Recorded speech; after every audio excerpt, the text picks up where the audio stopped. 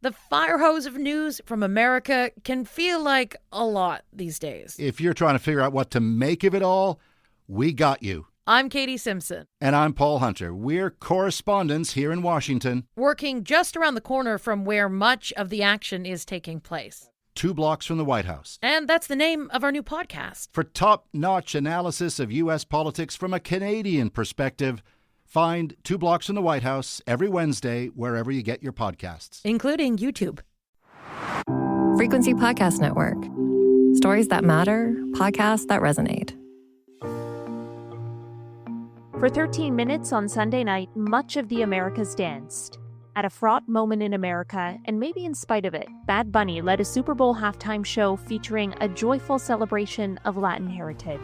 Sea Chile, Argentina, Uruguay, Paraguay, Bolivia, Perú, Ecuador, Brasil, Colombia, Venezuela, Guyana, Panamá, Costa Rica, Nicaragua, Honduras, El Salvador, Guatemala, México, Cuba, República Dominicana, Jamaica, Haití, las Antillas, United States, Canadá, and my motherland, mi patria, Puerto Rico.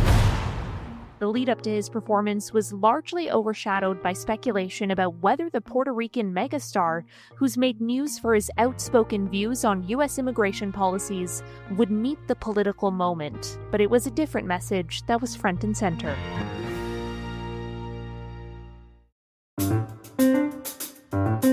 I'm Caryn Ceolin, and today on The Big Story, I'm joined by Juan Carlos Rocha Osornio, a professor in Latin American Studies at the University of Toronto, to discuss the message Bad Bunny sent by showcasing the best of Puerto Rico to the rest of the world.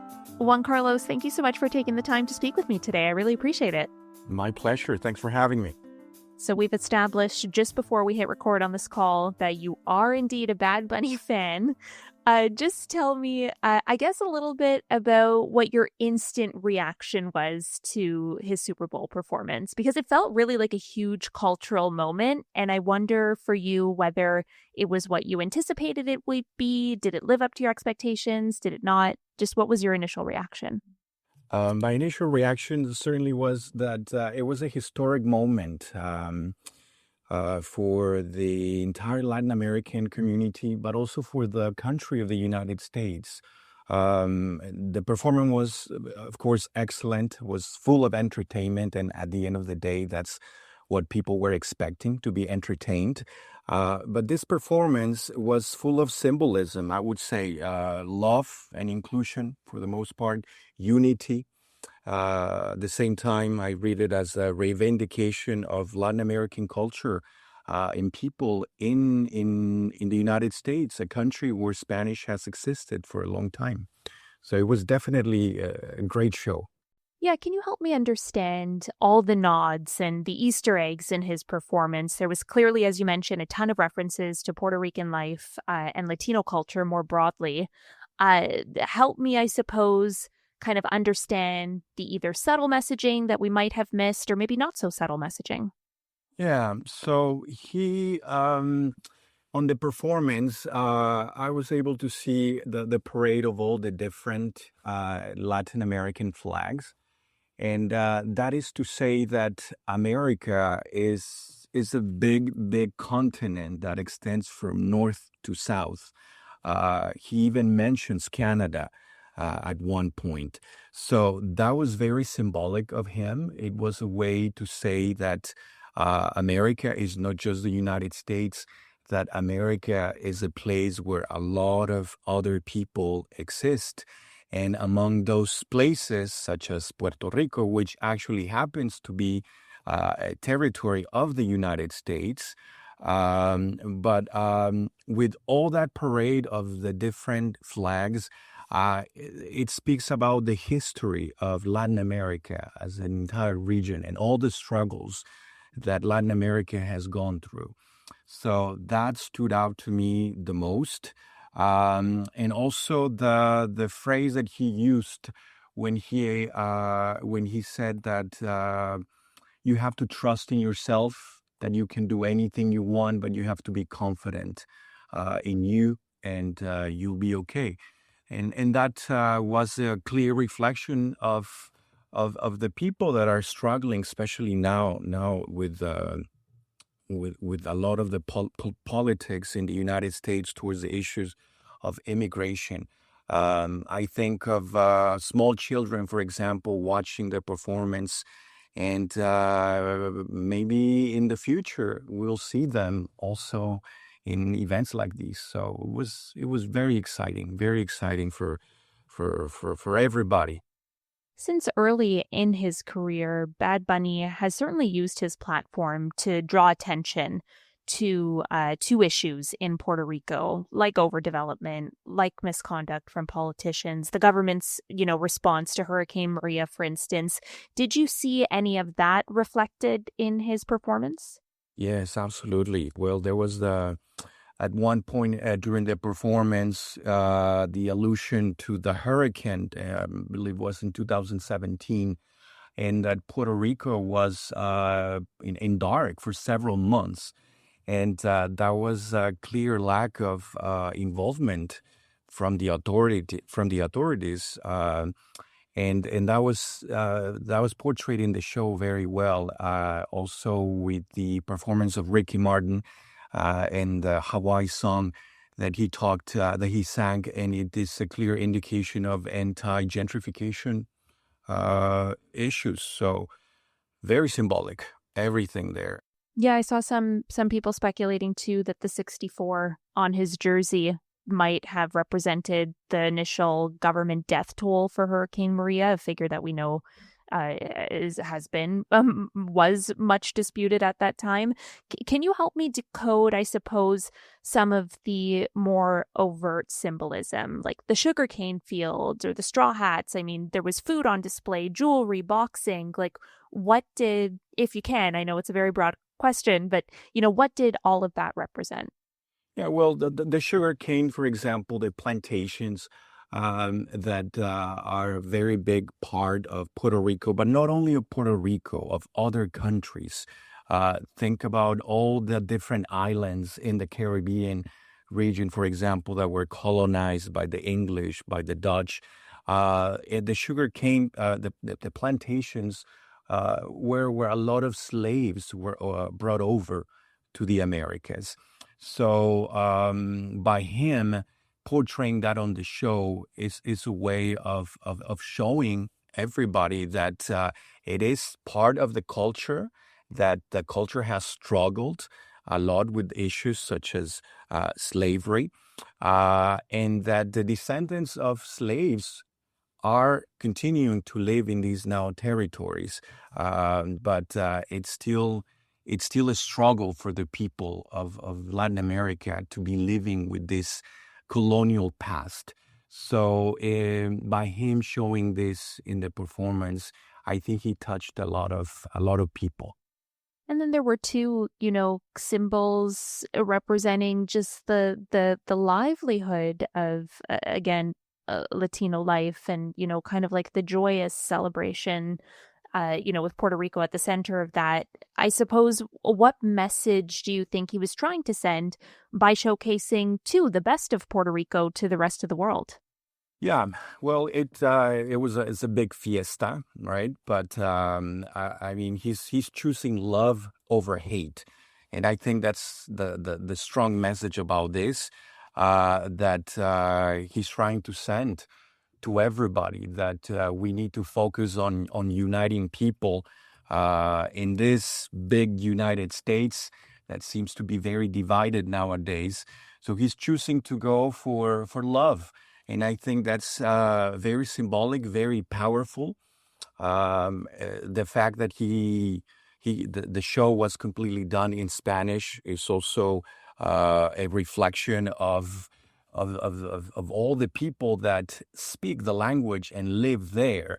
Over 130 million people were watching the show. Well, about 65 million speak Spanish. So very, very important. Very important for everybody.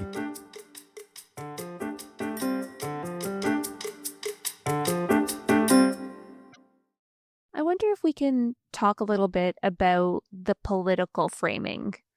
Only because the big question leading up to his performance, of course, was, would he be political? Would he make a Trump statement? Would he make an anti-ICE statement? And in many ways, the anticipation around this performance was almost weighed down by the gravity of what is a really tense moment in American politics. Do you think, it was perhaps less political than maybe some expected?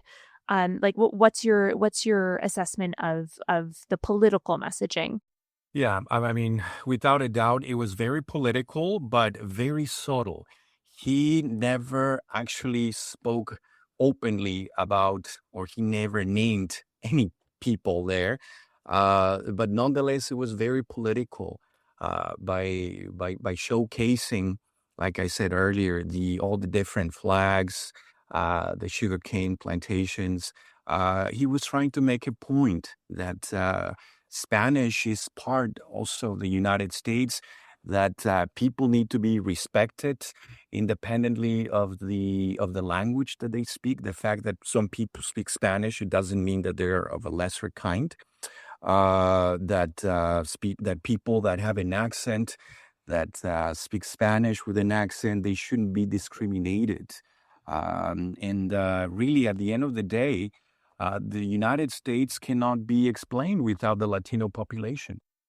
Yeah, it almost felt too like him bringing this positivity and bringing like a joyous celebration to the Super Bowl stage, like that in of itself almost felt political in this climate. Do you agree with that? Absolutely, absolutely. He was very open. I mean, he said "eyes out" during the Grammys. But in this case, I think nonetheless, it was very political, but in a very subtle way, very elegant, I would say. Very clean way of putting things into perspective.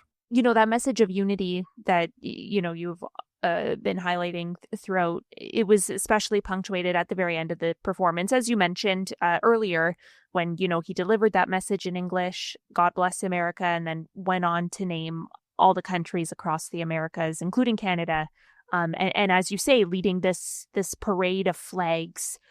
What impact do you think that has, and in placing Puerto Rico at the center of that communal celebration?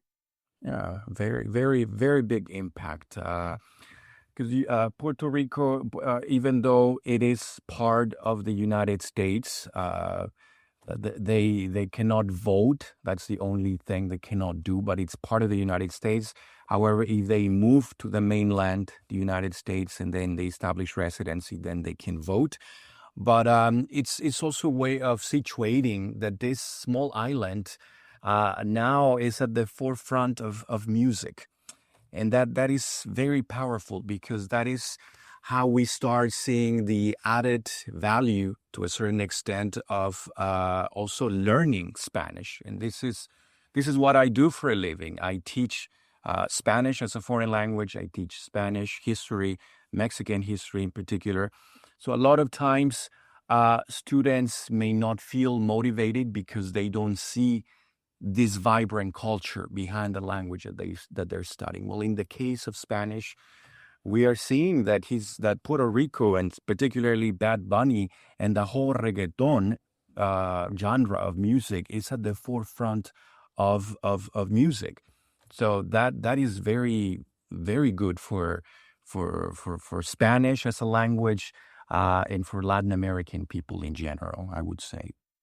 What would you hope, the millions of viewers who watch this performance might take away?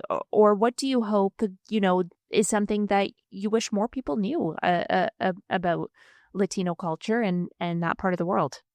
Yeah, that Latino culture is not just about, and I say this not just because I'm from there, but I'm from Mexico, but Latin America is more than that. And we often think that just like some countries are part of that. No, there's a lot of other countries with very diverse cultures.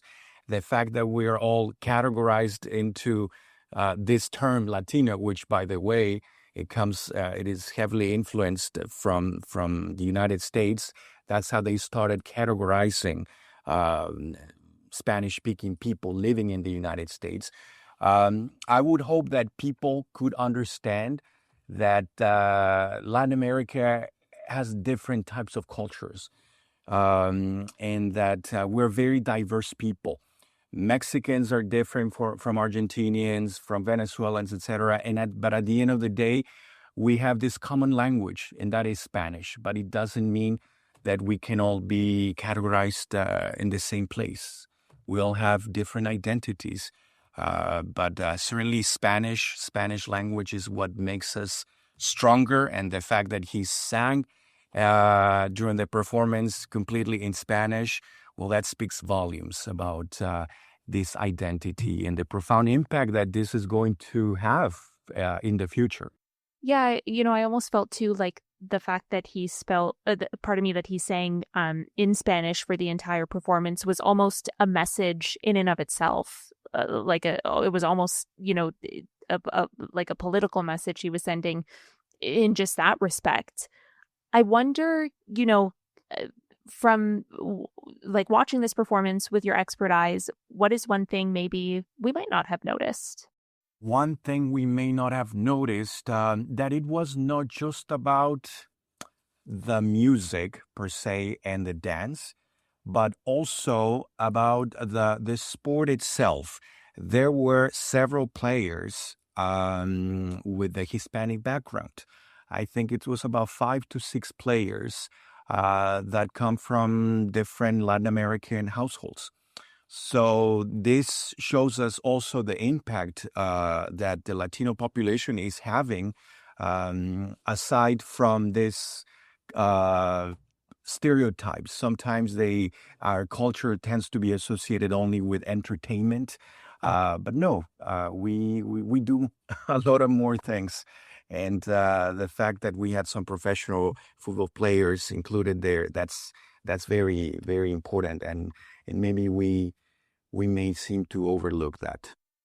Juan Carlos, I certainly very much appreciate your insight today and your analysis. Thank you so much. My pleasure. Thanks for having me. And that was The Big Story. We'd love to hear your thoughts on this conversation. You can send us an email at hello@thebigstorypodcast.ca, reach us on Instagram at frequencypods, or on Blue Sky at The Big Story. If you know someone who might enjoy this episode, be sure to send it to them. You can listen to The Big Story every day on the Seeker app or wherever you get your podcasts. I'm Caryn Ceolin. Thanks so much for listening.